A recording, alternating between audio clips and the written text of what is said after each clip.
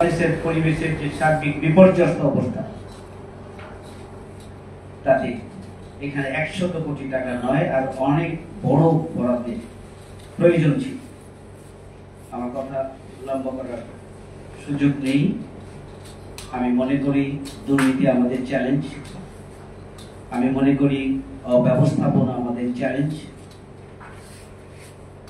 আমি মনে করি যা বাজেট বরাদ্দ হয় সেটি অবকাঠামো, সরকারি বেতনাদি পরিশোধ, সফর, গাড়ি, বিদেশ সফর, এগুলোর মাধ্যমে বাজেটের প্রতিটি সেক্টরে সিংহভাগ শেষ হয়ে যায়।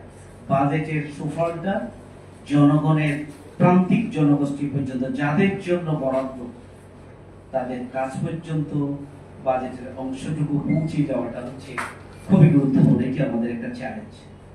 সরকার, আমি আশা করব আজকে প্রতিশ্রুতি এবং অগ্রাধিকারকে সামনে রেখে যে আলোচনা হয়েছে, গতকালকেও একটি খুবই চমৎকার সেমিনার হয়েছে এবং আজকেও ফার্স্ট হাফে একটি আলোচনা সভা হয়েছে এবং ইতিমধ্যে বেশ কয়েকটি সেমিনার এবং আলোচনা সভা হয়েছে।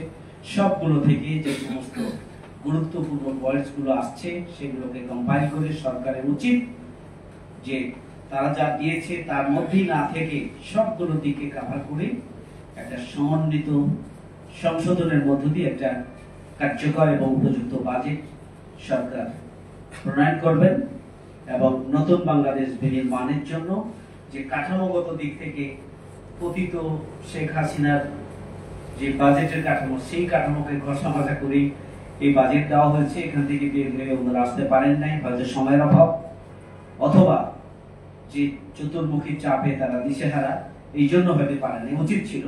আরেকটি ভুল তারা করেছেন, সেটি ইচ্ছাকৃত কি অনিচ্ছাকৃত জানি না, সেটি হচ্ছে বাজেটের সাথে সংশ্লিষ্ট স্টেক হোল্ডার যারা জনগণের বিভিন্ন শ্রেণী পেশার মানুষের প্রতিনিধি, রাজনৈতিক দলগুলোর প্রতিনিধিদের সাথে বাজেট পেশ করে সেখান থেকে মতামতগুলো নিয়ে নিতে পারলে বাজেটটা আরো সামগ্রিকভাবে সুন্দর হতে পারত। সেটি যেহেতু হয়নি, এখন যে সমস্ত আলোচনা সমালোচনাগুলো আসছে সেগুলোকে সমন্বয় করে সরকার যদি একটি যতটুকু সম্ভব গুছিয়ে একটা জনগণের কল্যাণে কাঙ্ক্ষিত বাংলাদেশ গড়ে তোলার জন্য একটা নতুন ধারা তৈরি করতে পারেন, এই বাজেটকে সামনে রেখে সংশোধনের মধ্য দিয়ে আমি মনে করি যে বাংলাদেশ এগিয়ে যাবে ইনশাআল্লাহ। আমরা সরকারকে সহযোগিতা করছি, তার মানে এই নয় যে সরকার পদে পদে ভুল করতেই থাকবে আর আমরা চুপচাপ থাকবো, সেটি হতে পারে না। আমরা দেশের মানুষের জন্য, দেশের জনগণের জন্য আমরা সব সময় একদিকে সরকারকে সহযোগিতা করবো, অন্যদিকে যারা ভুল করবে সেটি আমরা তুলে ধরবো। সুতরাং আমি আশা করব যে সরকার বাজেটটিকে পুনর্বিবেচনা করে সার্বিকভাবে সংশোধন করে পর্যাপ্ত পরিমাণ পরামর্শগুলোকে কাজে লাগিয়ে একটা কার্যকর এবং বাস্তবসম্মত বাজেটে পরিণত করবে, সে আশাবাদ ব্যক্ত করে আবারও আজকে সেমিনারের জন্য কিনোট স্পিকার, প্রধান অতিথি